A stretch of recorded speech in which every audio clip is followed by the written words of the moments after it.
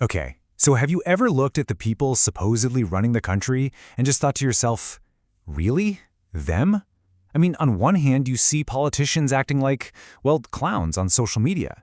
But on the other hand, you've got this global superpower that runs with unbelievable precision. How can both of those things be true at the same time? Well, today, we're going to break down a vinyl theory that suggests one of those realities is just a show. And this is the central puzzle, right? Our leaders can come off like reality TV stars, getting into all this buffoonery online. And yet, the nation itself is this miracle of complex, interconnected systems that actually work. The theory we're digging into today argues that these two things just can't exist together, which means one of them has to be a distraction. So, here's our game plan. We're going to start with that big paradox, then look at the evidence, the mind-boggling complexity of the country and its super serious military culture. From there, we'll see how this all leads to the idea that politicians are just pawns on a board, and there's a perfect movie analogy for that. And then we'll get to the billion-dollar question. If they're not in charge, who is? All right, let's kick things off with part one, the goofball paradox. This is the simple observation that starts this whole train of thought. The people we see in charge just don't seem nearly serious enough for the job they're supposed to be doing. The core idea here is really simple. The speaker looks at the immense, unbelievably complicated task of running a global superpower and says, flat out, you can't do that with goofballs.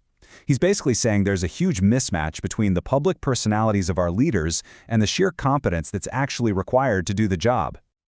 So what's the first piece of evidence to back this up? Well, the speaker says you just have to look around. The proof is that day in and day out, the country actually works. It runs like a massive, incredibly well-oiled machine.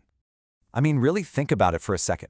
Every single day, electrical grids are powering our homes. Countless airplanes are navigating the skies perfectly. Our banking systems are moving trillions of dollars around. And yeah, even the sewer systems under our feet are working with precision. The speaker's point is that this stuff doesn't just happen by accident. It takes immense, serious, and non-stop competence.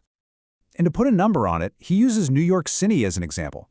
Just think about managing the infrastructure for 8 million people, from Wi-Fi to subways to skyscrapers. It is an unbelievable logistical feat.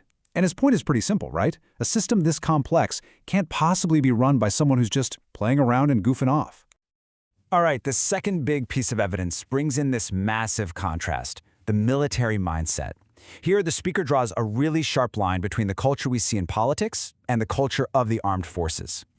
So on one side, you've got the public politician, who can look like a reality television star who just plays on Twitter. But on the other side, you have the military professional, someone forged in a hardcore regiment who is described as serious and very rigid. So the speaker asks this critical question. Would these serious, disciplined, hardcore generals really take orders from a goofball? His answer is a hard no. And this really gets to the heart of his whole argument. He truly believes that the United States is, at its core, a serious enterprise run by very serious people, a reality that seems completely at odds with the political theater we see playing out every day. Okay, so if the country is a serious machine and the military is run by serious people, what does that make the politicians who seem, well, not so serious? This is where the speaker gets to his big conclusion about what a president's true role actually is. He calls them pawns. They're not the real leaders, he says. They're decoys, public figures who are put out front to soak up all the attention, to create drama, and maybe even to take the fall, while the real game is being played by someone else entirely. And let's be super clear here. This theory isn't about one political party. The speaker applies it to everyone, across the board. He explicitly names leaders from both sides, Trump, Obama, the Bushes, Kamala Harris, and argues that they're all playing the exact same role. The public face of the operation, not the mastermind behind it. So he kind of paints this picture of how it actually works. A new president comes in every 4 or 8 years, knowing basically nothing about how this deep, complex machine truly operates. They are immediately surrounded by intelligence experts and career professionals who he calls the geniuses, and they brief them, they advise them, and ultimately, in his view, they tell them what to do. And that brings us to the most memorable and frankly brilliant part of his whole argument, what I'm calling the Ra's al Ghul theory. To make his point about hidden power absolutely crystal clear, he uses this fantastic analogy from the movie Batman Begins. So in the movie, you have two villains. First, there's the one you see, Scarecrow. He's the public face of chaos, causing all this panic out in the streets. But you find out he's not the one who's truly in charge. And this is the perfect illustration of his theory. The politician is scarecrow, the public decoy, creating all the noise, all the chaos, all the distraction. But behind them, in the shadows, is Ra's al Ghul, the hidden power, the real boss, who is executing a very serious plan. And the speaker really nails the punchline. When Batman finally unmasks the decoy and figures it all out, he demands to know who the real boss is. And the answer? Ra's al Ghul. For the speaker, this is the perfect metaphor for American politics. The person you see on TV is not the real boss. Which of course leads us all to the ultimate question. If the president is just a pawn, a scarecrow, then who or what is Ra's al Ghul? Now the speaker doesn't claim to know for sure, but he throws out a few really fascinating possibilities. Could it be a single person? You know, some kind of quiet super genius orchestrating everything from behind the scenes, far, far away from the public eye?